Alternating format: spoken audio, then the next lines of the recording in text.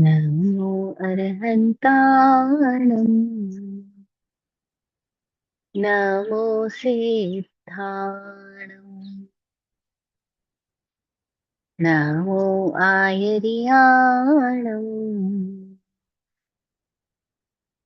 नमो उपछायाणम् नमो लोये सवसाहरणम् ऐसो पंचनमुक्कारो सर्वपावपनाशनो मङ्गलाणं च सर्वेसिं परमं हवै मङ्गलम् परमं हवै मङ्गलम्।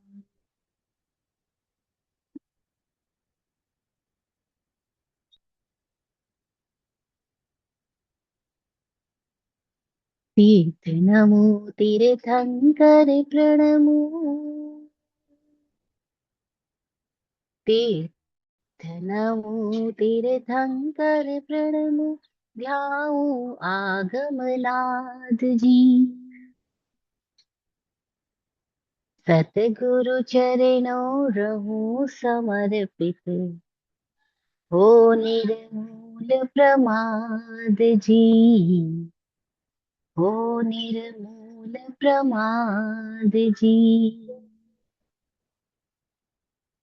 तीर्थ नमो तीर्थंकर प्रणमो ध्याओ आगमनाद जी सतगुरु चरणों रहूं समर्पित हो निर्मूल प्रमाद जी हो निर्मूल प्रमाद जी। अनेकांत है ज्ञान वाणी यही उलझते जग में प्राणी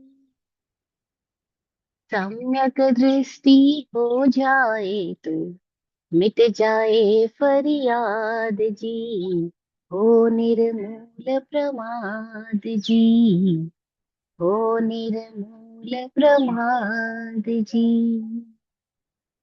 साधु तीरथ साध्वी तीरथ सावक और सविगा तीरथ चारों तीरथ एक सरीखे ज्ञान गुरु शाद्वाद जी हो निर्मूल प्रमाद जी हो निर्मूल प्रमाद जी।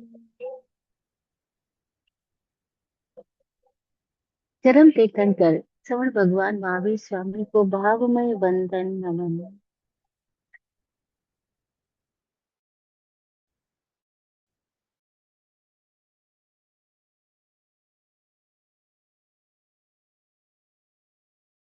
मौजूद समस्त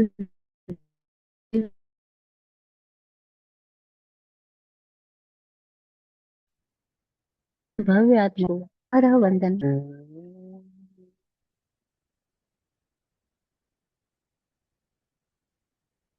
ओ,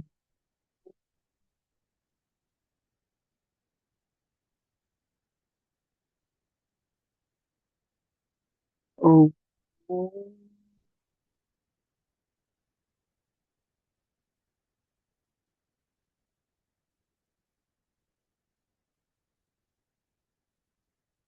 हे सिद्ध परमात्मा, आपकी कृपा से हम सबका सिद्ध स्वरूप उजागर हो उजागर हो उजागर हो।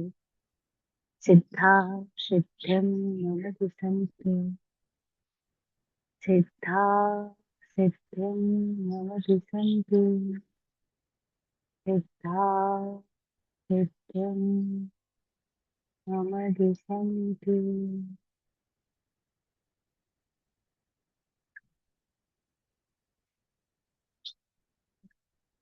इस जीव को दृष्टि देने वाले,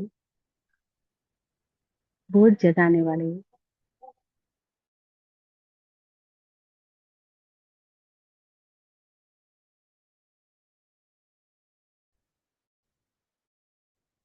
आत्मज्ञानी पूज्य श्री विराट गुरु जी सत तत्वार्थाधिगम सूत्र के रचयिता वाचक उमा स्वाति जी को नमन। नॉर्थ कैरोलिना के स्वाध्याय संघ को प्रणाम। जय हो।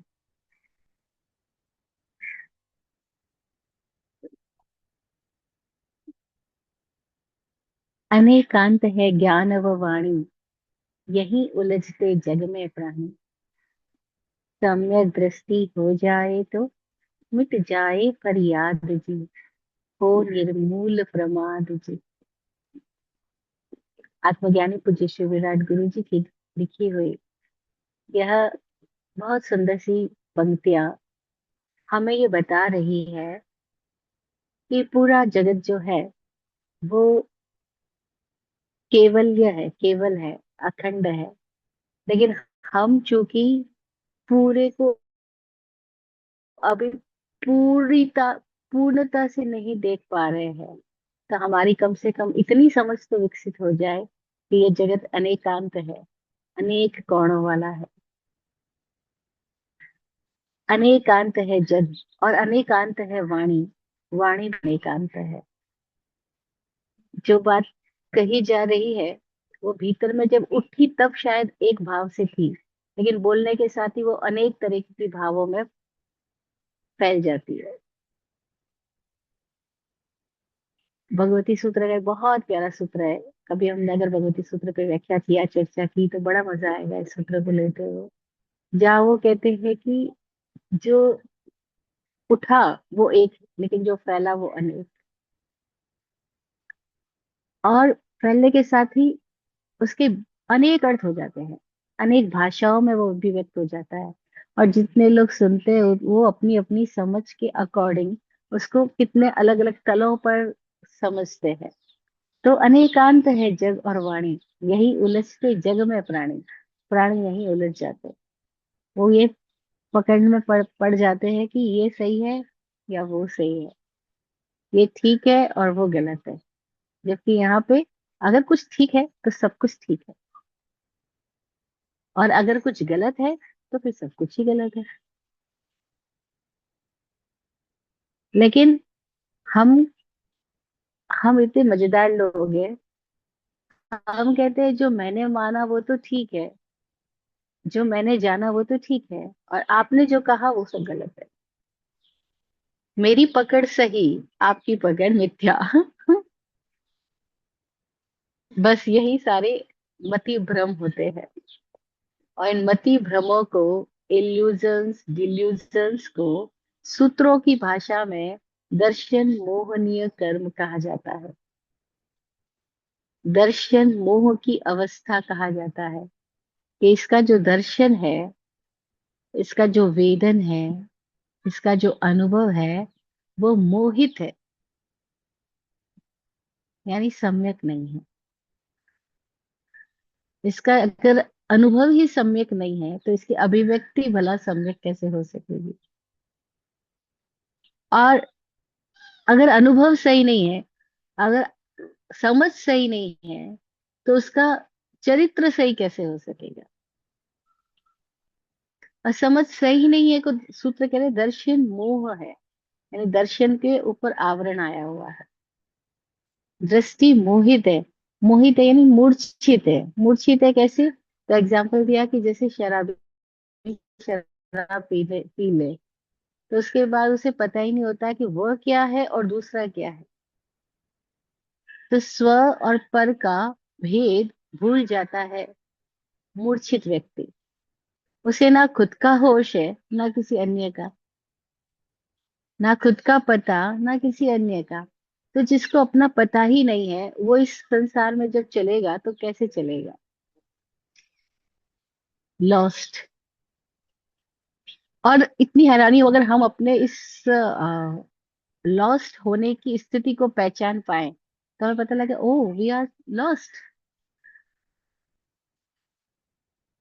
ओशो अपने प्रवचन में एक जगह बताते हैं कि जब संत गुरजीएफ जो हुए, वो गुरजीएफ के ने एक आश्रम पाठशाला टाइप बनाई जिसमें बहुत सारे लोग साधना कर रहे हैं खुद को जगाने की। कैसे हम अपनी मूर्छा से बाहर आए, क्योंकि हम में से अधिकांश लोगों को तो यह पता ही नहीं है कि हम मूर्छित भी है। तो गुरुजी हमें होश में लाने के लिए, मूर्छा हटाने के लिए अलग अलग तरीके के प्रयोग करवा रहा है। और उन प्रयोगों में से गुजर करके कोई एक व्यक्ति जो मूर्छा से बाहर निकल पाया, जब वो अपनी मूर्छा से जागा, अपने विचारों की तंद्रा से मुक्त हुआ, तो उसने पहली बार गुरुजीएफ को देखा और सुना। वो कहता है इतने दिन तक मुझे पता ही नहीं मैं किस दुनिया में था, मैं पहली बार आपको देख पा रहा हूँ, पहली बार आपको सुन पा रहा हूँ। और अब मैं चलते हुए लोगों को देख पा रहा हूँ, और मैं देख पा रहा हूँ कि ये लोग कहाँ चल रहे हैं इन्हें पता ही नहीं है। इनको होश ही नहीं है कि वो चल कहाँ रहे हैं, वो क्या बोल रहे हैं इन्हें होश नहीं है, वो कैसे जी रहे हैं इन्हें होश ही नहीं है। ये बे इन लोगों की बेहोशी को मैं अब समझ पा रहा हूँ, क्योंकि आज मेरे भीतर होश आया। तो मुझे सारी दुनिया ऐसे बेहोश चलते हुए नजर आ रही है, और मैं इतना हैरान हूँ कि ये बेहोशी में इतना दौड़ भाग मचा रहे हैं और इन्हें पता भी नहीं कि बेहोश है। जैसे नहीं, कोई लोग अगर नींद में उठ के चलने लग जाए और हम जागे हुए बैठे हो तो हमें कैसा लगेगा। कोई लोग जो नींद में बड़बड़ करने की जिनको आदत होती है, नींद में बहुत बोल रहे होते हैं, और उसके पास में अगर कोई जागा हुआ व्यक्ति उसी हॉल में, जहाँ नींद में बैठा हुआ व्यक्ति बोल रहा है, तो उसको कितनी हंसी आएगी। इसको पता ही नहीं और ये क्या क्या बोले जा रहा है, अनर्गल बोले जा रहा है, असंबंधित बोले जा रहा है। और हम जागे हुए और हम नींद में बैठे हुए, नींद में सोए व्यक्ति का बोला बोला हुआ सुन रहे हैं। तो हमारा तो हम पेट पकड़ पकड़ के हंसेंगे कि अरे ये उसको समझ ही नहीं आ रहा है, ये बोल कहाँ रहा है और किसको रहा है और क्या बोल रहा है, ये कौन सी स्टोरी सुना रहा है। But he is telling his story ना। तो उसको तो लग रहा है नींद में कि वो होश में है, लेकिन वो नींद में है वो हमें पता है क्योंकि हम जागे हुए हैं। तो वो एक व्यक्ति जिसके भीतर की मूर्छा टूटी है, उसको पता लगता है अरे ये कैसे लोगों का पागलपन चल रहा है चारों और उनको समझ ही नहीं आ रहा है, बेखबर है लोग। और ये बेखबर है और खुद की खबर दिए जाने की कोशिश करते हैं कि मेरी खबर पता लग जाए, और खुद है बेखबर। तो कितना मजेदार सा सीन हो जाता है, हम जागे और हमारे पास के लोग सो करके सोए, नींद में बड़बड़ कर रहे, नींद में चल रहे हो। और वो अगर नींद भी खा और पी भी रहे हो तो हमें कितना मजा आएगा। हम कहेगा ये नींद में उठ के खा भी लिया, पी भी लिया और सो भी गए, उसको पता ही नहीं कि नींद में है। तो ज्ञानी हमको देखते हैं तो ऐसे देखते हैं। वो कहते हैं ये सब मूर्छित है, ये सब शराबी है, ये सब नशे में है, ये सब इल्यूजन डिल्यूजन की स्टेट में है, सब दर्शन मोह में है। ये होश ही नहीं है, खुद का तो पता ही नहीं है कि वो है क्या, और दुनिया भर का पता करने चले। तो ऐसे व्यक्ति से जो होगा, मूर्छित व्यक्ति से जो होगा, वो सब कुछ वो सब कुछ मूर्छा में बना गया प्रवाह जो है, वो आश्रम ही है। मूर्छा इज आश्रम, मूर्छा इज संसार, मूर्छा इज भव। मूर्छा में जीना ही बंधन में जीना है। तो वो जो मूर्छित व्यक्ति है, वो कैसे मूर्छा से बाहर आ जाए, उसके लिए ये सूत्र रचे गए। कैसे उस मूर्छित व्यक्ति को ये पता लग जाए कि भाई तू मूर्छा में क्या क्या कर रहा है। तो तत्वार्थ अधिगम सूत्र में हम आश्रम तत्व का विज्ञान पिछले कई सारे सत्रों से सुन रहे हैं, जिसमें हमने लास्ट दो सेशन से एक ही सूत्र चल रहा है, 14वां सूत्र छठे अध्याय का, कि केवली श्रुत संग धर्म देवा अवर्ण वादो दर्शन मोहस्य। दर्शन मोह का बंध आश्रम कैसे हो रहा है, दर्शन मोह का आगमन कैसे हो रहा है। तो वो कह रहे हैं अवर्णवाद से। अवर्णवाद का मतलब है कि एक है वर्ण और एक है अवर्ण। वर्ण तो है, जैसे वर्ण है अक्षर, अवर्ण है जो अक्षर नहीं है, जो बिगड़ गए अक्षर है। वर्ण है प्रकट रूप, अभिव्यक्त। अवर्ण है उसकी अभिव्यक्ति डिस्टॉर्टेड हो गई है, अभिव्यक्ति बिगड़ गई है, अवर्ण हो गया है। वर्ण है प्रकाशित होना, तो अवर्ण है रंग बिरंगी आ धूप छाया में मूर्छित हो जाना, खो जाना, प्रकाश में ना आकर के धूप छाया के खेल में खो जाना, अवर्ण है। तो एक है वर्णवाद, एक है अवर्णवाद। वर्णवाद है यथा तथ्य को जानना, पहचानना और जीना, और अवर्णवाद है यथा तथ्य पर अपने तरह तरह के रंग पोत देना।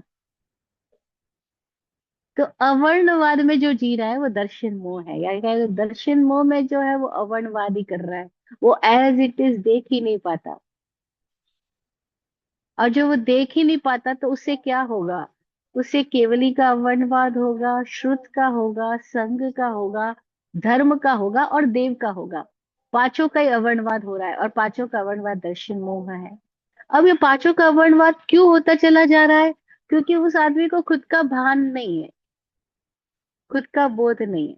अब जो खुद खुद में जागा नहीं है, उससे जो कुछ होगा वो क्या होगा? वो संसार ही होगा, वो कर्म बंधन ही होगा। तो ज्ञानी कहते हैं कैसे हमारी मूर्छा टूट जाए। तो मूर्छा टूटने के लिए, सपोज हम मूर्छा टूट जाए, इसके लिए कोई करुणा कर रहा है, वो केवल ज्ञानी है। जो करुणा करके अपने अपनी स्थिति को हमारे सामने व्यक्त कर रहा है, वो क्यों भला आप खुद को बताए? उसके भीतर मौज हो गई, वो मुक्त हो जाए। लेकिन वो मौज होने के बाद भी वो रुका हुआ है करुणा के वश, हमें बता रहा है कि देखो ये एक और स्थिति है। इन खिलौनों से बाहर आके, बाहर उठ के देखो तो सही। बचपन के खिलौने लकड़ी के थे, प्लास्टिक के थे। थोड़े जवान हुए तो खिलौने पेपर के हो गए। अब नोट क्या है, करेंसी क्या है? लेकिन खिलौनों में ही हम मदमस्त है, पूरी जिंदगी खिलौने इकट्ठे करने में लगे रहते हैं। और ये खिलौने एक आंख बंद होने पर इनका कोई मूल्य नहीं बचेगा। तो वो हमें पार की स्थिति बताते हैं कि देखो पार लास्ट में क्या होगा। अभी तुम जिस चीज को पकड़ रहे हो, उसके बाद में अंत में क्या होने वाला है? बचपन में भी तो पकड़ा था अपने दोस्त को, फिर वो चला गया तो कितना दुख हुआ। फिर क्या हुआ? फिर नया दोस्त पकड़ा, फिर दुख हुआ। फिर नया, फिर कागज की नाव बनाई, फिर बह गई। फिर कागज की नाव बनाई, फिर बह गई। तो अंत में कहीं तो देख लो कि ये सारी नावें ऐसे ही डूब जाने वाली है।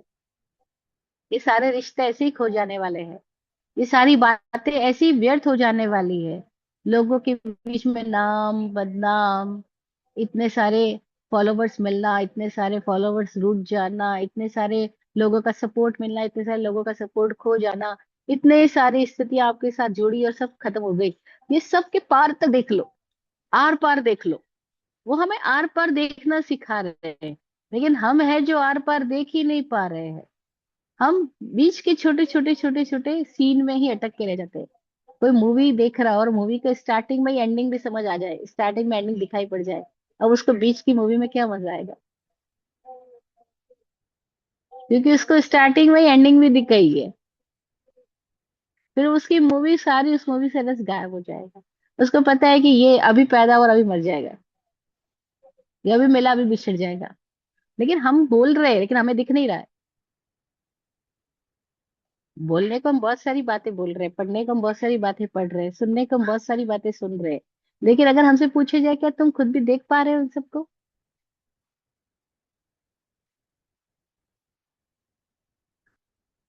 क्या तुम्हारा अपना अनुभव ही यही कह रहा है तुम इन सब बातों को देख पा रहे हो? तो हम देख नहीं पा रहे। हम तो हमारे सामने होने वाले स्थितियों के बीच में भी हम सम्यक नहीं है। हम ठहरे हुए नहीं है। हम प्रवाह के साथ बह रहे हैं। प्रवाह तो हो ही रहा है, पर हम भी उस प्रवाह में बह रहे हैं। हम ठहर करके प्रवाह के बीच में हम रुक नहीं गए हैं।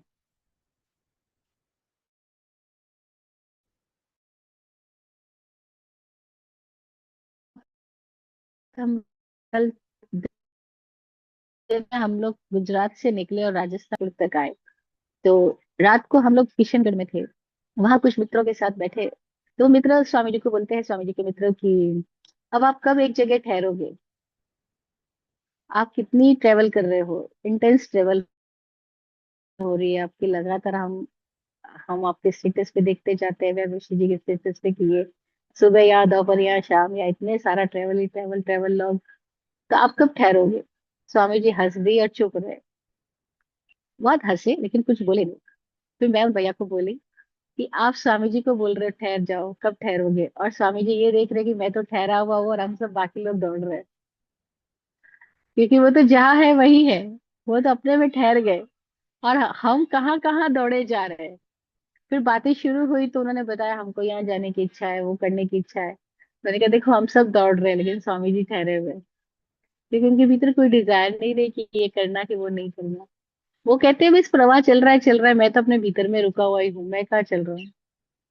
जब उनको लोग कहते हैं आपने इतने घंटों ड्राइविंग किया, थक गए होंगे, बोले कार थक गई है क्योंकि कार कुछ चल रही थी, मैं तो एक जगह बैठा था, कुछ भी नहीं कर रहा था, मैं कैसे थकूंगा। तो इतने मजेदार अनुभव आते हैं कि कैसे कोई है जो देख पा रहा है और बाकी लोग हैं वो कुछ और ही देख रहे हैं। तो जो कुछ और ही देख रहे हैं उसको हमें समझना है कि हम सब कहाँ गड़बड़ कर रहे हैं, क्योंकि हम ठहरे नहीं हैं, तो हमें अपना दर्शन नहीं हुआ। और जब स्व का ज्ञान नहीं हुआ, तो स्व का ज्ञान नहीं हुआ तो पर का भी विज्ञान कैसे हो सकता है। जिसको स्व का ज्ञान हो गया उसको पर का विज्ञान सहज ही होता है। लेकिन जब हम खुद खुद को ही भूले हुए हैं, तो भला हम औरों को कैसे पहचानेंगे। तो सूत्र कह रहा है कि केवली का अवर्णवाद होता है, श्रुत का अवर्णवाद होता है, संघ का अवर्णवाद होता है, धर्म का अवर्णवाद होता है, और देव का अवर्णवाद होता है उससे जो दर्शन मोह में है, जो जिसकी दृष्टि अभी शुद्ध नहीं हुई है, विशुद्ध नहीं हुई है, जिसकी प्रज्ञा का जागरण ही नहीं हुआ है, जो ये समझ ही नहीं पाया है कि अनेकांत है जग वो वाणी, यही उलझते जग में प्राणी। जो खुद को भी देख ही नहीं पा रहा है, अनेकांत तो जगत को नहीं देख पा रहा है, वो अपनी ही दृष्टि की पकड़ बना करके बैठ गया है। अब चूंकि वो अपनी दृष्टि को पकड़ के बैठ गया, तो इसके सिवा कोई अन्य बात सुनने और देखने से वो कैसे जल्दी से नकार देता है। नकार ही देते हैं लोग, दरवाजे ही बंद कर देते हैं। हमें आपको मिलना ही नहीं, क्योंकि आपको मिलेंगे तो कोई और नजरिया हमें सुनना और देखने को मिलेगा। और हमने जो अब तक नजरिया पकड़ लिया है, बस हम उसी के साथ अटके रहना चाहते हैं। हम अपनी खोल से, अपनी पकड़ से बाहर आकर के आकाश को नहीं देखना चाहते। हम सब अपनी अपनी खिड़कियों से ही आकाश को देखना चाहते हैं। हम छत पे आकर आकाश को नहीं देखना चाहते, खिड़की में से देखना चाहते हैं। अब खिड़की गोल है तो आकाश कैसा दिखाई देगा, चौकोर है तो कैसा दिखाई देगा, त्रिकोण है तो कैसा दिखाई देगा। तो कोई हिंदू है तो उसको कैसा दिखाई देगा, सिख है तो, मुस्लिम है तो, सबने अपनी अपनी खिड़कियां, अपने अपने दर्शन विकसित कर लिए, अपने अपने दृष्टिकोण विकसित कर लिए। और वो कहते हैं बस यही तथ्य, यही सत्य है, इसके सिवाय को हम स्वीकार ही नहीं करते। तो उनके स्लोगन्स बताते हैं कि वो अनेकांत की दिशा में नहीं, वो एकांत की दिशा में खुद को आ, लगातार नर्चर करते हैं और अपने साथ के लोगों को भी एकांत की दिशा में बढ़ाते हैं। वो कहते हैं बस यही ठीक है, इसी को मानो। बच्चा पैदा हुआ, वो तो अपने साथ कोई भी धर्म लेके नहीं आया, वो असली धर्म लाया कि उसके वो अपने से जुड़ा हुआ है, अपने स्वभाव में, अपने मौज में। लेकिन वो जो पैदा हुआ एक मौज लेकर के, वह जो पैदा हुआ एक अलग ही स्थिति से वो आया है, जिसके पास कोई जाति नहीं है, कोई धर्म नहीं है, कोई कुल नहीं है, कोई गोत्र नहीं है, कोई नाम विशेषण नहीं है, उसका अपना कोई नाम नहीं है, उसके ऊपर कोई विशेषण नहीं है। वो एक एकदम कोरा आया, एकदम अपनी मौज के साथ आया। इसीलिए उस बच्चे को देख के सबको मजा आता है। बीमार आदमी भी बच्चे को देख ले, बच्चे के साथ खेलने को जाए, ठीक हो जाता है। बूढ़े को भी बच्चे को देख के मजा आता है, जवानों को भी बच्चे को देख के, छोटे बच्चा एकदम पैदा हुआ, कुछ भी तो नहीं लाया, लेकिन फिर क्या हुआ, उसकी मौज को उसकी मौज में हम रहने देंगे।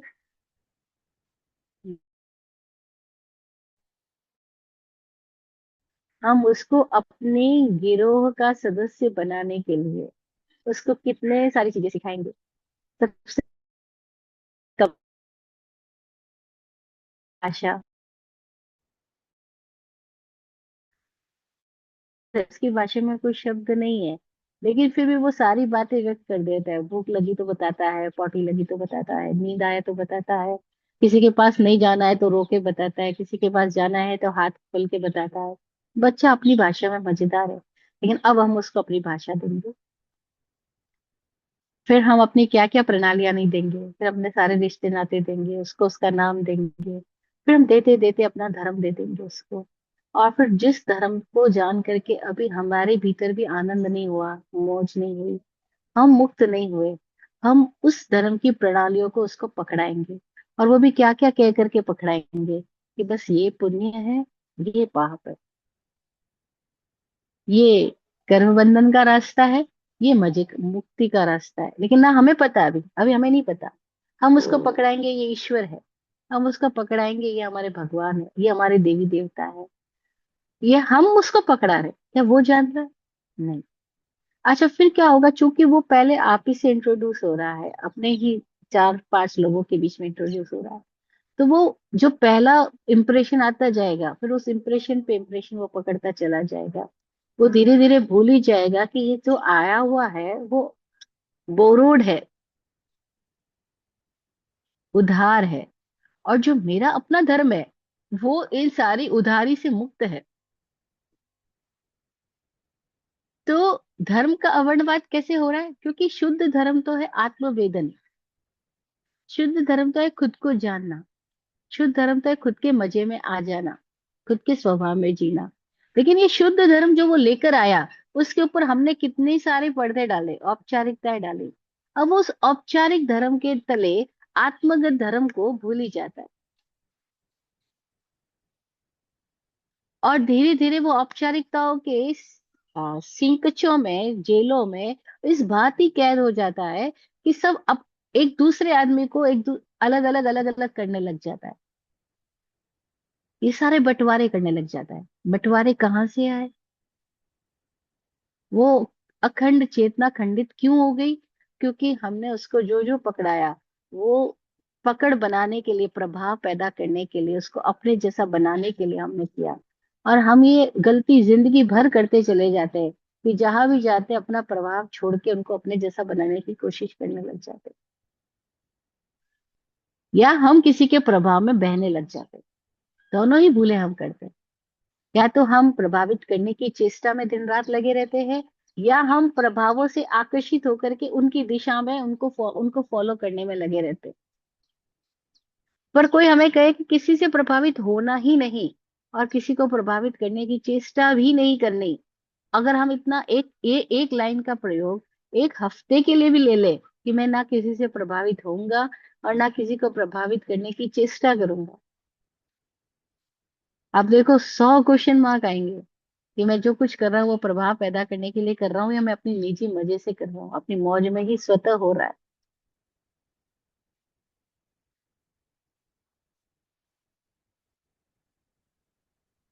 हम इस बात से खुश होते हैं जब लोग आके बोलते हैं हम आपसे बहुत प्रभावित हुए। पर एक फकीर हुआ, वो जब कभी भी स्पीच देना को मौका होता, देना ही पड़ता, क्योंकि बोध को उपलब्ध हुआ है, तो लोग लगे लगे उसके पीछे पड़ जाते, का उसका स्पीच होता था। तो टॉक शो हो रहा होता, बड़े प्लेटफॉर्म पे वो खड़ा होके बोल रहा है। फिर कोई लोग आके बोलते हैं हमें आपकी बात में बहुत मजा आया, ताली बजाए बजाते। वो एकदम ठहर जाता, वो कहता कुछ तो भी रॉन्ग हो गया मुझसे। लोगों ने बोला ऐसे क्यों? हम आपकी बात पे ताली बजा रहे हैं, हमें आपकी बात बहुत मजेदार लगी, आप रुक क्यों गए? आप आगे बोलो ना। बोले नहीं, मुझसे कई गलती हुई है। क्यों गलती की हुई? वरना इतनी तालियां नहीं मिल सकती थी। अगर मैं ठीक हूँ, अगर मैं सही बात बोल रहा हूँ, तो मुझे इतनी तालियां मिल ही नहीं सकती थी। कहीं मैं तुम्हारे तल पे पहुंच गया हूँ, इसीलिए इतनी तालियां मिल गई।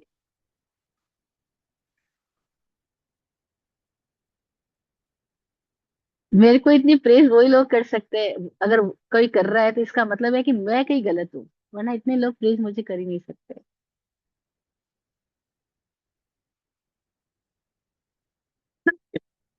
क्योंकि मैं लोगों के तल पे कोई बात बोल पाया हूँ, बोल गया हूँ गलती से, कोई बात ने प्रभाव पैदा कर दिया, इसका मतलब है कि गड़बड़ी हो गई है।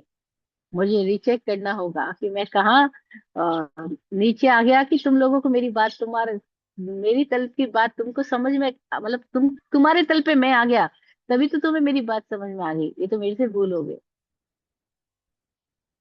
तो अगर पत्थर मिल रहा है तो उसको क्या, वो लग रहा है कि ठीक लग रहा है, लेकिन तारीफ मिल रही है तो वो समझा कुछ गड़बड़ हुई है मुझसे। वरना तारीफ कैसे मिल सकती थी? क्योंकि सोए लोग किसी की तारीफ कर दे, ये मूर्छित लोग किसी की तारीफ कर दे, ये प्रभावों में बह रहे लोग किसी की तारीफ कर दे, इसका मतलब वो भी प्रभाव में ही पहुंच रहा होगा, वो स्वभाव में नहीं होगा कहीं तो। उसका इंट्रोस्पेक्शन का तरीका इतना मजेदार, वो कि मेरे से गड़बड़ कहाँ हुई जो इतनी तालियां बज गई मेरे लिए। और हम कहते हैं कि मेरे से गड़बड़ कहाँ हुई जो तालियां नहीं बजी मेरे लिए। अगर मेरे लिए तालियां नहीं बजी तो मैं कहती हूँ मेरे से गड़बड़ कहाँ हुई जो तालियां नहीं बजी। और वो कहते हैं मुझसे गड़बड़ कहाँ हुई जो इतनी तालियां बज गई। हम हैरान होंगे अगर जब जाग पाएंगे, देख पाएंगे तो समझ पाएंगे, अरे कैसी कैसी धर्म की मूर्छा में है लोग। और वे जिसको धर्म कह रहे हैं वो धर्म नहीं है, वो धर्मांधता है। और इस धर्मांधता की वजह से सारे ही लोग एक दूसरे को बांट रहे हैं, एक दूसरे को काट रहे हैं, एक दूसरे के ऊपर क्या क्या आरोप प्रत्यारोप किए जा रहे हैं। और फिर वो लोग लोग पे ही नहीं कर रहे, फिर वो लोग लोग पे करते करते एक ग्रुप दूसरे ग्रुप पे कर रहा है, फिर वो एक सिटी दूसरी सिटी पे कर रही है, और फिर वो एक देश दूसरे देश पे कर रहा है। और अंतरराष्ट्रीय स्तर तक के युद्ध हो रहे हैं, और धर्मांधता की वजह से हो रहे हैं। दैट्स कॉल्ड धर्म अवर्णवाद। हम धर्म को नहीं जाने, लेकिन धर्म के प्रति हमारे भीतर में इतनी सारी धारणाएं पैदा हो गई, और वो धारणाएं एक दूसरे के विपरीत हो गई, और फिर वो धारणाओं को लेकर के हम इंसान को काट डालते, मार डालते। हमें इंसान इंसान दिखाई नहीं देता, जैसे हमें वो धारणा ही दिखाई देती है।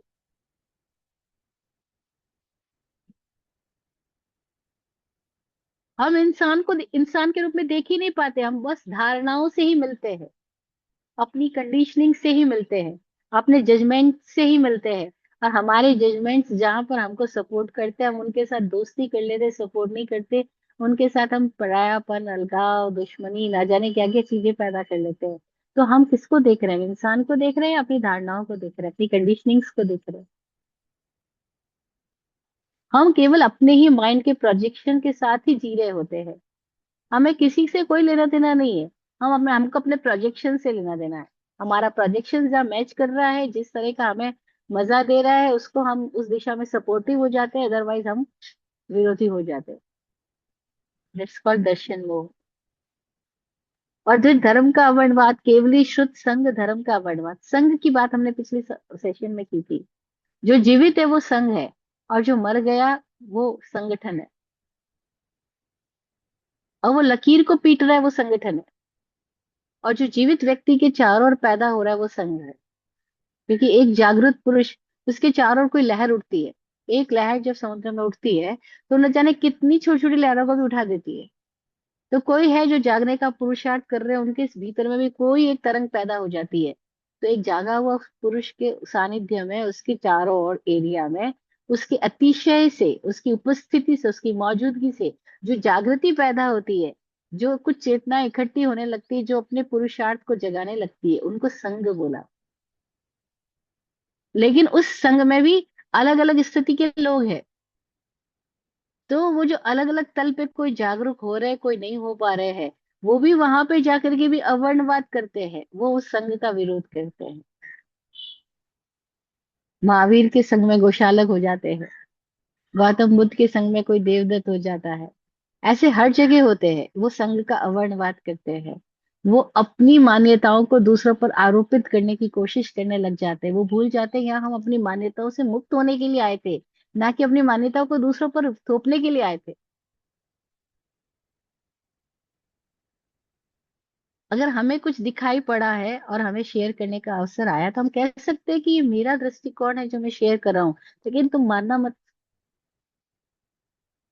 तुम अपने अनुभव से खुद जाना, खुद जागना, अपना अनुभव पाने के लिए कुछ खुद प्रयास करना। कल एक यंग बॉय का मैसेज आया कि मैं कुछ म्यूजिक सीखना चाहता हूँ माँ। बहुत लोग माँ बोलते हैं, तो बोलते हैं माँ मैं म्यूजिक सीखना चाहता हूँ, मैं कोई इंस्ट्रूमेंटल म्यूजिक जानना चाहता हूँ, लेकिन मैं कौन सा वाला इंस्ट्रूमेंट बजाऊं, आप मेरे को गाइड करेंगे। मैंने कहा नहीं, आंख बंद कर और म्यूजिक सुन, और तेरे को जिस म्यूजिक के साथ तेरे भीतर कोई अलग हारमोनी पैदा हो, तेरा हाथ चलने लगे, तेरा पैर चलने लगे, तेरे भीतर कोई म्यूजिक बजने लगे, तो उस इंस्ट्रूमेंट की तरफ जाना। तो अपना इंस्ट्रूमेंट खुद खोजना, मेरे बोलने से मत जाना। ये तो गड़बड़ी हो जाएगी अगर मैं तुझे तेरा इंस्ट्रूमेंट पकड़ाऊं कि तेरे लिए ये होना चाहिए। ये तो मेरा मेरा अनुभव मैंने थोप दिया। नहीं नहीं, अपना इंस्ट्रूमेंट खुद खोज। सुन, आंख बंद करके सुन, कान खोल करके सुन अपने हृदय के संगीत को, और तेरा संगीत जहाँ मैच करता हो जिस इंस्ट्रूमेंट के साथ में, बस वो इंस्ट्रूमेंट तेरे भीतर से अपने आप से उसको पकड़ लेगा। ओपन रहना, रिसीविंग रहना, जजमेंट मत करना, मात्र सुनना, मानना मत, जानना, खुद को पता लगेगा। ऐसे ही है, जो खुद के संगीत को सुनने लग गए वो खुद के धर्म को उपलब्ध हो जाएंगे, और वो खुद खुद के साक्षी होंगे, खुद खुद के प्रमाणिक स्वरूप हो जाएंगे। लेकिन हम खुद खुद के प्रमाणिक स्वरूप नहीं होते, हमें दूसरों से प्रमाण चाहिए। बस वहां दर्शन मोह है, अवर्णवाद हो रहा है। हमें दूसरों से कोई चीज चाहिए, वो ठप्पा लगा दे कि तुम धार्मिक हो गए, तुम तपस्वी हो गए, तुम संयमी हो गए, तुम साधु हो गए। पूज्य शांति सुरेश्वर जी गुरुदेव, जिनकी भक्ति विराट गुरु जी किया करते थे, वो ये लाइन बहुत बार अपनी जिंदगी में बोलते थे कि ननत्थ वैणा मुनि नन्नत्थ वैणा चोड़े चोरे, अप्पा अपम वी जानाति जेवा उत्तम नानी। ये किसी के कहने से कोई चोर नहीं हो जाता, किसी के कहने से कोई साधु नहीं हो जाता। अगर आप थोड़े भी ज्ञानी हो, थोड़े भी अपना निरीक्षण कर सकते हो, तो अप्पा अपम भी जानाति जेवा उत्तम नाडो। वो कहते जो उत्तम ज्ञानी है वो खुद ही खुद से खुद को जानते हैं, दूसरों के कहने से नहीं जानते। खुद की समझ से जानते हैं कि मैं क्या हूं और क्या नहीं हूं। तो दर्शन मोह क्या हो रहा है कि खुद से खुद को नहीं जानना, और तब क्या होगा, मानना शुरू हो जाएगा, मनवाना शुरू हो जाएगा। और जो मानने और मनवाने की परंपरा चलती है, तो उसमें सारी हिंसा, अत्याचार, शोषण, बलात्कार सब कुछ चल रहा होता है। और मानना और मनवाना कितने कितने तलों पर होता है। हम ज्योतिष के पास जाते हैं, और फिर वो हमें कह देते हैं तेरे पीछे शनि लगा हुआ है, राहु लगा हुआ है, अभी केतु की महादशा चल रही है, अभी ये चल रहा है, और हम मानकर आ जाते हैं। और पहले ही तल पर हम गलती करते हैं कि हम गए। अच्छा, गए क्यों थे? अगर मजे में होते तो जाते ही नहीं। कोई तो हमें दुख है, कोई तकलीफ है, कोई पीड़ा है, कोई बाधा है, इसीलिए तो हम उनके पास गए। अपनी बाधा की निवारण के लिए हम गए, अगर हम मजे में होते तो जाते ही क्यों? तो अपनी बाधा के निवारण के लिए हम उनके पास गए, और उन्होंने हमें ये मनवा दिया कि तेरे ऊपर ये प्रकोप हो रहा है, और हमने मानना शुरू कर दिया। अब हम क्या करेंगे? इस मानने और मनवाने की यात्रा के बीच में कोई शोषक बन जाएगा, और कोई शोषित बन जाएगा। कोई एक्सप्लॉइट करने वाला बन जाएगा, और कोई एक्सप्लॉइटर बन जाएगा। और फिर जब शोषित होते जाएंगे, फिर किसी दिन आंख खोलेगी तो बोलेंगे इसने मेरे को ठग लिया। जबकि ठगा किसने? खुद के लालच ने, खुद की छलनाओं ने, खुद की जिम्मेदारी दूसरों पर थोपने की आदत में। अगर कुछ बाधा है तो मैं जिम्मेदार बनूं ना, कि मेरे ही कारण से कोई बाधा होगी। जब अच्छा काम होता है तो मैं बोलता हूँ मेरी वजह से हुआ, तो जब कुछ गड़बड़ी होगी तो वो मेरी वजह से हो रही होगी, मैं ही उसको अपने आप को ठीक कर लूं।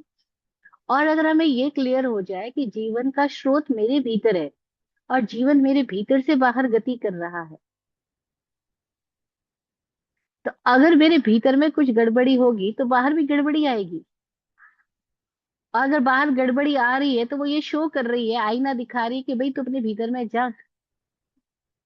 अगर नल में पानी मैला आ रहा है तो ये बता रहा है कि स्टोर हाउस के अंदर कुछ गड़बड़ी हुई है, जहाँ पानी का स्टोरेज हुआ है,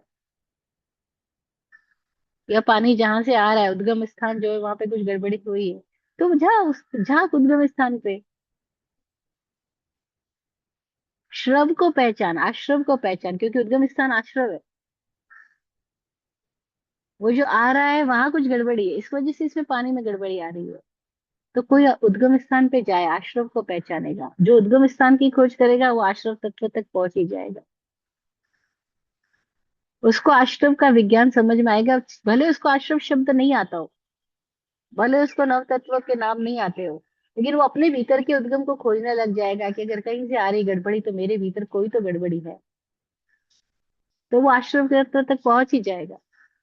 हम नहीं जानते जैन दर्शन को, हम नहीं जानते भगवान महावीर के नाम को, हम नहीं जानते वाचक उमा स्वाति जी के तत्वार्थ अधिगम सूत्र को।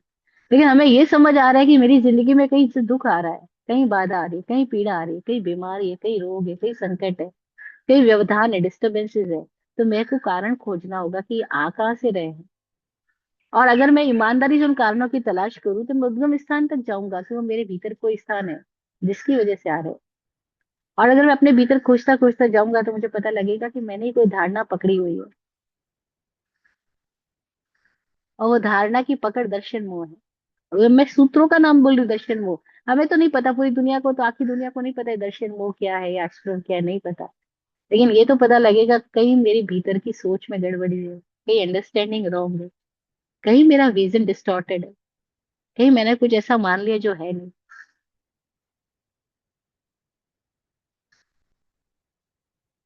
और हमने ही कोई गलत मूल्य स्थापित कर दिए हैं, कोई गलत प्रतिमान बना लिए हैं, कोई गलत आइडियल्स स्टैंडर्ड्स डिसाइड कर लिए हैं। और फिर उस स्टैंडर्ड्स और आइडियल्स के अकॉर्डिंग हम दुनिया को देखने जाते हैं, हम खुद को देखने जाते हैं, हम घटनाओं को देखने जाते हैं। अगर मैं वो आइडियल्स को ही आइडियल्स ना रखूं तो, अगर मैं वो जिन स्टैंडर्ड्स के अकॉर्डिंग अपने आप को पुण्य पाप, अच्छा बुरा, सफल असफल, शोहरत वाला यशमान वाला और बदनाम वाला मान रहा हूँ, अगर मैं उन स्टैंडर्ड्स को चेक कर लूँ तो, भाई कोई तो तुला है जिसपे तोल के मैं बोलता हूँ मैं सफल हूँ या मैं असफल हूँ। कोई तो तुला है जिसपे तोल के मैं बोलता हूँ मैं नाम वाला हूँ या बदनाम वाला हूँ। कोई तो तुला है जिसपे तोल करके मैं बोल रहा हूँ, क्या पता वो तुला ही गड़बड़ हो। I should check my standards, my ideals, my ideology. और है, गड़बड़ ही है। क्योंकि जैसे ही कोई आइडियोलॉजी बनाई, कोई धारणा बनाई, कोई स्टैंडर्ड बनाया, वैसे ही हमने अनंत को काट डाला, असीम को सीमित कर दिया, अखंड को खंडित कर दिया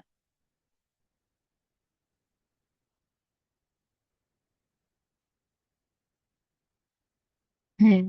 एक मजेदार आचार्य हुए, उन्होंने दो पंक्तियां लिखी, मुझे पंक्तियां बचपन में बच सिखाई गई थी, इसलिए मुझे बड़ी याद रहती है वो पंक्तियां। वो कहते थे, घेरे को घर समझकर क्यों रहते हो आप, घेरे को घर समझकर क्यों रहते हो आप, असीम को सीमित बना रखना भी है पाप। और ये पाप हमसे हो रहा है, हम असीम को सीमित बना करके रख रहे हैं। तो धर्म का अवर्णवाद कैसे हो रहा है, क्योंकि शुद्ध धर्म, धर्म तो है स्वाभाविक दशा, और अवर्णवाद करने में हम कहाँ जाएंगे, प्रभाव पैदा करने में, प्रभावित होने में और मूर्छित हो जाने में। और तब हम क्या करेंगे, अपनी अपनी धारणाओं को धर्म समझ लेंगे। और धारणाएं धर्म नहीं है, धारणाएं है श्वेतांबरवासी धारणाएं, दिगंबरवासी धारणाएं हैं, धारणाएं है सिखों की, धारणाएं हिंदू की, धारणाएं मुस्लिमों की। पर हमने उनकी धारणाओं को धर्म नाम दे दिया, और फिर उनकी ग्रहित धारणाओं को, उनके द्वारा स्वीकार की गई कुछ मान्यताओं को जब हम धर्म का नाम दे देते हैं, फिर उस धारणाओं को लेकर के हम परस्पर विरुद्ध व्यवहार करते हैं, परस्पर एक दूसरे के साथ राग द्वेष का, छीटा कशी का, आरोप प्रत्यारोप का व्यवहार करते हैं।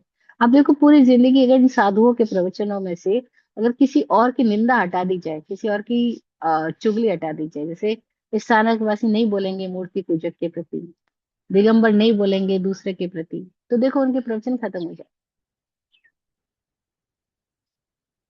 मोस्टली सारी बातों में क्या हो रहा है, वो एक दूसरे के ऊपर लकीरें खींच रहे हैं, एक दूसरे को हाईलाइट कर रहे हैं, लेकिन खुद को नहीं जान रहे। और फिर हम पूरी जिंदगी ऐसे ही भुलावे में छलावे में बहते रहते हैं। हम भूल ही जाते हैं कि अरे धर्म तो हम लेके ही पैदा हुए थे। और ये जो ऊपर से हमने ओढ़ लिया धर्म है, ये जो औपचारिक धर्म है, उसने आत्मगत धर्म को भुला दिया। और आत्मगत धर्म के लिए कहीं औपचारिकता में जाने की आवश्यकता ही नहीं है। किसी भी तरह की धारणा को पकड़ने की, किसी ग्रंथ को पकड़ने की, किसी शास्त्र को जानने की बिल्कुल आवश्यकता नहीं है। खुद को, खुद की जिंदगी को खुद से देखने की आवश्यकता है। और वो देखना बड़ा आसान है। हम नहीं जानते आश्रव तत्व को, हम नहीं जानते आश्रव शब्द को, कोई फर्क नहीं पड़ेगा। हम ये तो जानते हैं कि मेरे जीवन का प्रवाह, मेरे भीतर से कुछ गुजर रहा है। क्या मैं उस प्रवाह के प्रति सचेत हो सकता हूँ कि मेरे भीतर से क्या निकल रहा है, मेरे भीतर से जो निकल रहा है वो मजा है या दुख है। और अगर दुख है तो उस दुख के पीछे कारण क्या है। बस खुद की खोज में जाएंगे तो पता लगेगा कि दुख के पीछे कारण ही है कि मैं जो है उसको स्वीकार नहीं करता और कुछ और की लालसा कर रहा हूँ।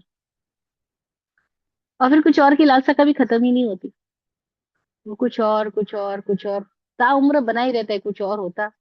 कुछ और जगह जाता, कोई और मिला होता, कुछ और खाया होता, कोई और खरीदा होता, कोई और पहना होता, कुछ और खरीदा होता, कुछ और पहना होता।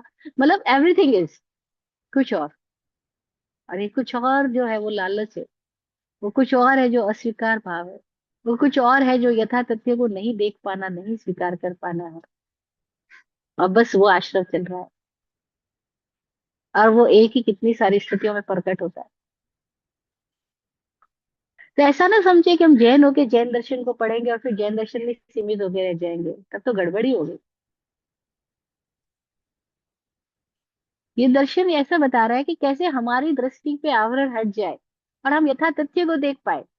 तो फिर जैन शब्द भी नहीं है, वो तो एक महज उपयोग में लिया गया एक शब्द है। एक बार एक इंटरव्यू बॉम्बे में मुझे पॉडकास्ट ले रहा था, वो इंटरव्यू यूट्यूब पे रखा हुआ है। तो पॉडकास्ट के दौरान वो इंटरव्यूअर के भीतर में पता नहीं कैसे भाव उठा, वो कहता है कि क्या मैं भी जैन बन सकता हूँ? आपके प्रवचन सुन के आपकी माने ऐसा लगता है मैं भी जैन बन सकता हूँ। वो इंटरव्यूअर बायकास्ट जैन नहीं था। तो मैंने उनको बोला, नहीं, जैन बनने की जरूरत क्या है? Why do you want to become a Jain? अब जो हो सो रहो, जहां हो वहीं जाग जाओ और जो है उसको देखना सीखो। Why do want to follow anything? Why हमें जैन क्यों बनना? और कोई होता बोलता, हाँ हाँ बड़ी मजे की बात है, एक जैन बड़ा, एक जैन को बड़ा बनाया मैंने, एक जैन को बढ़ाया मैंने। पर जैन ऐसे नहीं बना जाएगा। जैन होने का मतलब है आप जाग जाओ बस। Open your eyes. भीतर बाहर कोई भी तरह की मूर्छा में ना रहे, कोई धारणा ना पकड़े, कोई मान्यता की पकड़ ना बनाए। और जैसी मान्यता की पकड़ बनाए, अब हम बढ़ गए। हम श्वेतांबर वासी हो गए। फिर श्वेतांबर में अलग अलग बहुत सारे समुदाय, दिगंबर में अलग अलग बहुत सारे पंथ परंपराएं हैं। फिर अलग अलग अलग अलग अलग बांटते जाएंगे, बांटते जाएंगे, कहाँ तक बंटवारा करेंगे? न जाने कितने तरह के हम बन जाएंगे। अग्रवाल, खंडेलवाल, फलाफोरवाल, ओसवाल, ना जाने कितने वाल बन जाएंगे। और वॉल सी वॉल बन जाएंगे वो। अरे वॉल्स चालू ही है सब जगह। इतनी दीवारें खड़ी हो गई मेरे घर के दरमिया कि घर कहीं गुम हो गया दीवारों दर के दरमिया।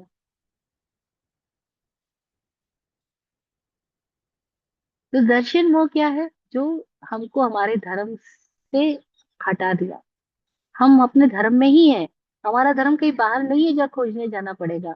हमारा धर्म हमारे भीतर, हमारा स्वरूप है। हम अपने ही स्वरूप का शुद्ध वेदन कर पाए, हम अपने ही स्वभाव में जी पाए, वो धर्म है। और स्वभाव में रहना सदा ही आसान है। प्रभाव आसान नहीं है। लेकिन चूंकि प्रभावों की आदत इतनी निर्मित हो गई है कि स्वभाव हमारे लिए कठिन हो गया, जटिल हो गया। और आदतन हम प्रभाव लेते चले जाते हैं, आदतन हम प्रभाव छोड़ने की कोशिश करते चले जाते हैं। बस इस प्रभाव शब्द की सारे समूहन के प्रति जाग जाए तो बड़ा मजा आ जाए। तो कहा केवली अवर्णवाद, केवल ज्ञानी का अवर्णवाद, अखंड स्थिति का अवर्णवाद, श्रुत का अवर्णवाद। जो सुन जो सुनना है, किसको सुनना है? खुद को। हमारे भीतर एक संगीत है, लगातार अनहद नाद है। जो उसको सुन लेता है वो तो मुक्त होगा। लेकिन जो उसको नहीं सुन पा रहा है, क्यों नहीं सुन पा रहा है? क्योंकि बाहर की कहीं श्रुत में पकड़ बना ली उसने। कहीं बाहर ही बाहर सुन रहा है, वो भीतर को सुन ही नहीं रहा है, इसलिए तो श्रुत का अवर्णवाद हो रहा है उससे। अन्यथा उसका अपना श्रुत प्रकाशित होगा। जैसे ढोलक अपनी आवाज करेगा, हारमोनियम अपनी आवाज करेगा, तानपुरा अपनी आवाज करेगा, सबके संगीत अलग अलग है। हर एक प्राणी के भीतर कोई संगीत है। वो सुन ले तो वो दर्शन मोह से मुक्त हुआ। लेकिन नहीं सुन पा रहा है क्योंकि दर्शन मोह है। क्यों सुन नहीं पा रहा? क्योंकि वो श्रुत का अवर्णवाद कर रहा है, यानी अपने ही आवाज को दबा रहा है। और हम अपनी आवाज नहीं सुन रहे, हमारा शरीर कुछ और बोल रहा है, हमारे भीतर कुछ और हृदय धड़क रहा है। लेकिन हम उसके नजदीक ही नहीं है। हम किसके नजदीक है? हम मोहम्मद रफी के नजदीक है, लता मंगेशकर के नजदीक है, किशोर कुमार के नजदीक है, न जाने कितनों के पास नजदीक है। लेकिन हमारे भीतर भी कोई संगीतकार है, कोई गीतकार है। वो भी संगीत बज रहा है, पेट में भी कोई संगीत बज रहा है। लेकिन उसके नजदीक हम नहीं है। वो तो हम बहुत, परिस्थिति ऐसी आ जाती है कि उसके बिना हम जी नहीं सकते। भूख का एक संगीत आया, अब हम भूख को सुन रहे हैं। अदरवाइज भूख के पीछे भी तो कोई और स्थिति है, हम उसको नहीं समझ। तो श्रुत खुद को सुनना है, केवल ही खुद की अखंड स्थिति को देखना है। संग सारी चेतनाओं का एकात्म भाव पैदा हो सके, सारी सृष्टि के प्रति एकात्म भाव हो, वो संघ चेतना है। संघीय चेतना आगे आया है, लेकिन वो संघीय चेतना नहीं विकसित हुई अभी।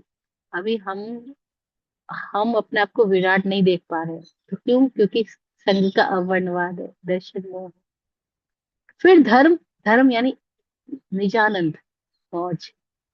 वो मौज, वो शुद्ध स्वरूप स्वभाव, वो उसका अवर्णवाद होगा तो दर्शन मोह है। उसका वर्णवाद होगा तो हम सदा मौज में होंगे।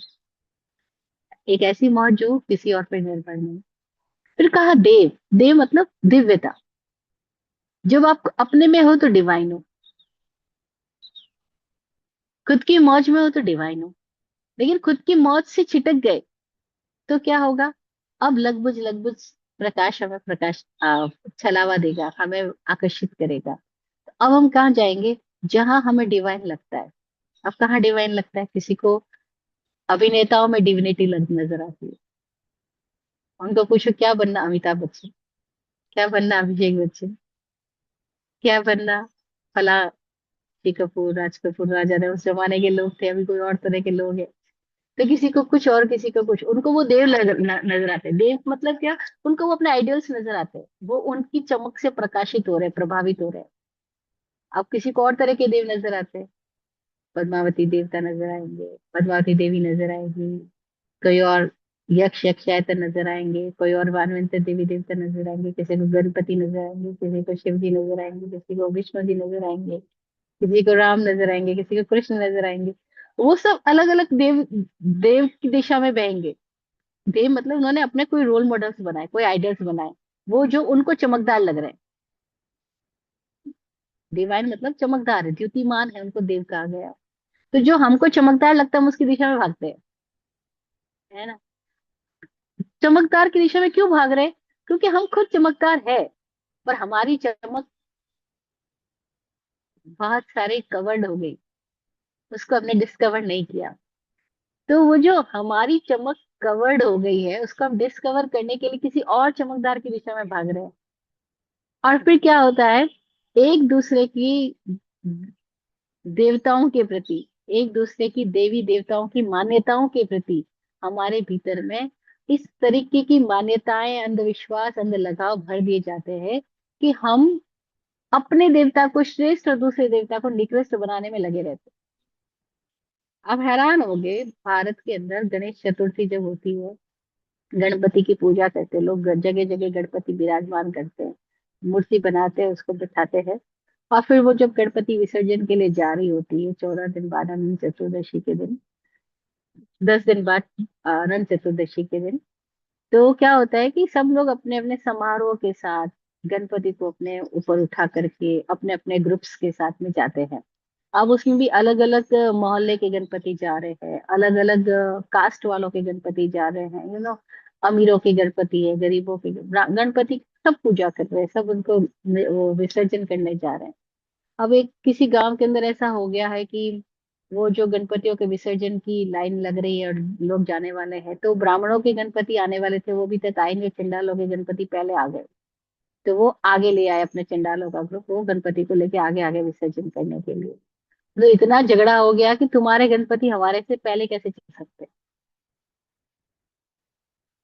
अब ये एग्जाम्पल दे रही हूँ। हमारे तो साथ में इतना हर रोज का एग्जाम्पल होगा कि हम एक दूसरे के देवी देवताओं की कैसे छीटाकशी करेंगे, कैसे कम करेंगे दूसरे को, हमको अपने को ज्यादा बताएंगे।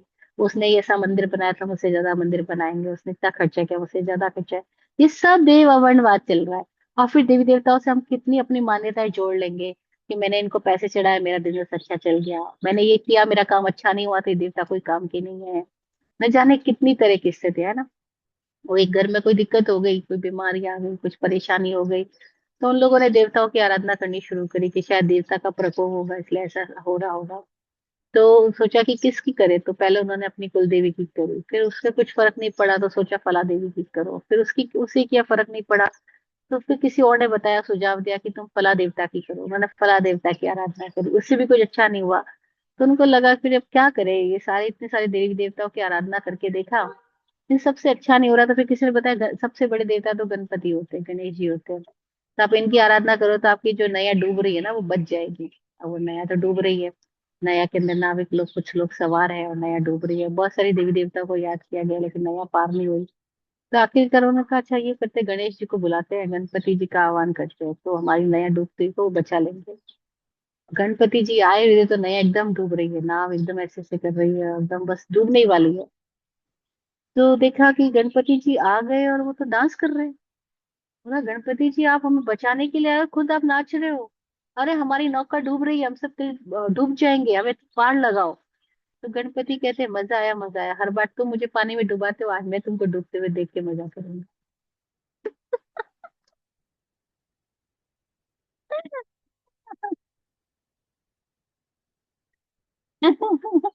तुम मुझे डूबता डुबा करके फिर तालियां बजाते हो, कहते हो गणपति बप्पा मोरया। तो इस बार अब तुम डूबो, मैं मजा करूंगा। तो बड़े मजेदार स्थितियां पैदा होती, देवों का वंशवाद कैसे कैसे चल रहा होता है और जनता बहुत देव पिछलग्गू रही है। और भगवान महावीर ने कहा कि देवा वीतम नमम संति जस धम्मे सयामणम। देवता भी उसको नमस्कार करते हैं जो अपने धर्म में उपस्थित हो गया है, जिसका मन सदा धर्म में लगा हुआ है, उसको देवता भी नमन करते हैं। तो तुम क्यों देवता के कुछ लघु बन रहे हो, देवता स्वयं तुम्हें नमस्कार कर रहे हो। लेकिन हम ये बात तो अपने अनुभव से नहीं जानते। हमने तो बचपन से यही सीखा, फलादेव को मानो फलादेव को मानो। इस दुनिया में बहुत देवता, किस किस को जनता ध्यावे। इस दुनिया में बहुत देवता, किस किस को जनता ध्यावे। हमने तो बस गुरु को ध्याया, और कोई ना अब भावे। हमें और न कुछ भी चाहिए, हम तो आए तेरी छवि देखने।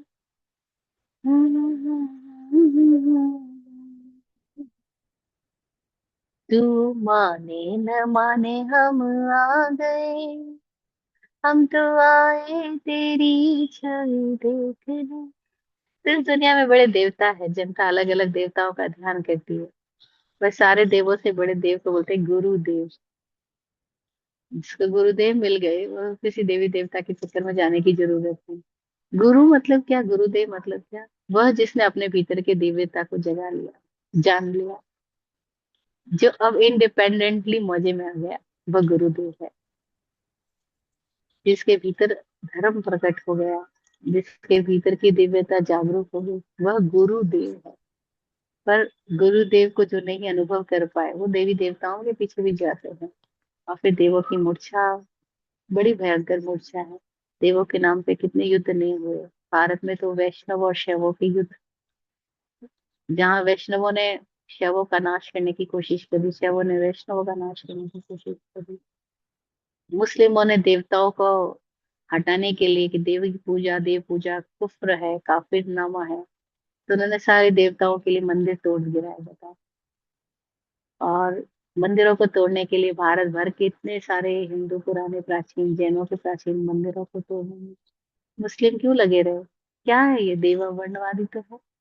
और फिर अपने मान्य देवताओं के साथ अपनी कल्पनाओं और आरोपणों को जोड़ देना, फिर वो पूरी ना हो तो उनके प्रति विद्वेष से भर जाना, ये भी देवा वर्णवाद है। देवों के प्रति अंधा लगाव रख करके उनकी पूजा भक्ति अर्चना में लग करके ऐसा समझना इससे मोक्ष हो जाएगा, कल्याण हो जाएगा, देवता मुझे कुछ कर देंगे, दे देंगे, देवताओं का वरदान मिल जाए, देवताओं का अभिशाप ना मिले। कितनी दुनिया है देवताओं को लेकर के, कितनी सारी धारणाएं हैं देवी देवताओं को, धर्म को, सबको लेकर के। पूरा जगत देखा जाए तो इतनी सारी धारणाओं का सिलसिला है। और कोई हो जो बिना धारणा के देखना सीख जाए, धारणा शून्य हो जाए, आरोपणा शून्य हो जाए, प्रभाव शून्य हो जाए, वो वही हो सकता है जिसके भीतर कोई स्वभाव खिला, उस स्वभाव की दिशा में जाए तो दर्शन मोह दूर हो जाए, प्रभाव की दिशा में रहे तो दर्शन मोह बरकरार रहे। आज इतना ही। फिर अगर और कोई प्रश्न होगा तो जरूर लेंगे। जय हो।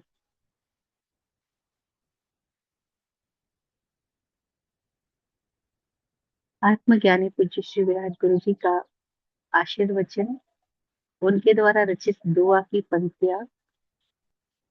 आप फूलो फलो हो जिंदगी मखमल मुलायम। आप फूलो फलो हो जिंदगी मखमल मुलायम। आपकी हर खुशी पे है हमारी जान सदके। दुआ करते हैं चुपचाप दिल की थाप से हम। दुआ करते हैं चुपचाप दिल की थाप से हम। रहे जाते नवाजे हर घड़ी अरमान सबके। अमन और चैन से गुजरे आपका वक्त सारा। अमन और चैन से गुजरे आपका वक्त सारा। रुख पे खिलती रहे यूं रूह की मुस्कान खुल के। रुख पे खिलती रहे यूं रूह की मुस्कान खुल के। जय हो, जय हो, जय हो। सबका कल्याण।